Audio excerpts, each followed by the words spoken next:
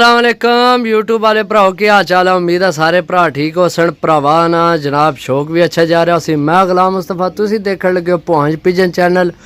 जी दोस्तों माशाल्लाह चीज़ां चेक करो, बहुत नायाब बहुत आउट क्लास जनाब। शौक इन्होंने तो पिछली वीडियो चेक कराया सही है। बाकी ये जनाब सेल हो गए। ये जा रहे हैं ज़िला खानीवाल टोबा टैक्सिंग जी साइड है उस साइड ते, ठीक है।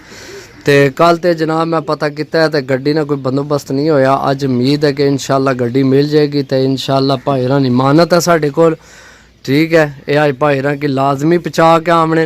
बाकी जिन्हें भरावां ये तो नहीं चैनल सबसक्राइब नहीं किया सबसक्राइब करो ताकि जनाब साढ़ा 2000 बंदा पूरा होगा। तो असी जनाब बहुत अच्छा आउट क्लास जनाब जोड़ा एक भरावां की फ्री देवीए, ठीक है। इंशाल्लाह जनाब जड़े भरा साढ़े यूट्यूब ते सानू जनाब सबसक्राइब किते है तो साड़ियाँ वीडियो देखने उन्होंने वास्ते एक दफ़ा जनाब शुक्रिया बहुत बहुत। अल्लाह पाक तुहानू जनाब सेहत वाली लंबी जिंदगी दे, ठीक है। ए वीडियो बनाने का मकसद ये होना कि जनाब जड़ी चीज़ दसांगे वो ही भेजांगे, ठीक है। ए माशाल्लाह जनाब जोड़ा चेक करो, मादी ना स्टैंड चेक करो। अंडे बच्चों की इन्होंने गारंटी है इंशाल्लाह। अंडे बच्चे जनाब करने बच्चे माशाल्लाह इन्होंने बहुत आउट क्लास था, बहुत अच्छे निकलने, ठीक है।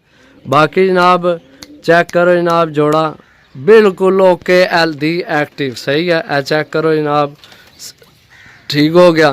तो बाकी भाईरा नाल जनाब अड्डे ते जाकर रबता करने ते भरावां वास्ते जनाब कोशिश कर रहे हैं पर पटाई तो पहला ही जनाब अच्छे तो अच्छे परिंदे लैके आइए तो भरावां तक पहुँचाइए, ठीक है।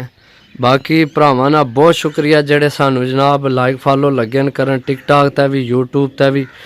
तो बाकी जनाब इंशाल्लाह कोशिश साड़ी यही है अच्छे तो अच्छे जनाब परिंदे लैके आइए भरावां वास्ते। तो ये जनाब अज जा रहे हैं हानीवाल। बाकी जनाब भरावां नाल जाके अड्डे का रबता करने। ये मादी जल्दी अंडे दे देगी सही है, मादी अंडियां तो आई है। तो बाकी दुआ करो जनाब भाईरा को सही सलामत पहुँच जाना, अल्लाह खैर करे, खैर होनी चाहिए है। तो बाकी जनाब मौसम देख सकते हो इधर आइए जनाब सुबह नहीं टाइम है तो दोपहर लगी है। तो जनाब बाकी हूँ अड्डे ते जाकर रबता करने भाईरा ना मिलसा अगली वीडियो। तब तक इजाज़त दो, अल्लाह सुनने वाले, अल्लाह हाफिज़।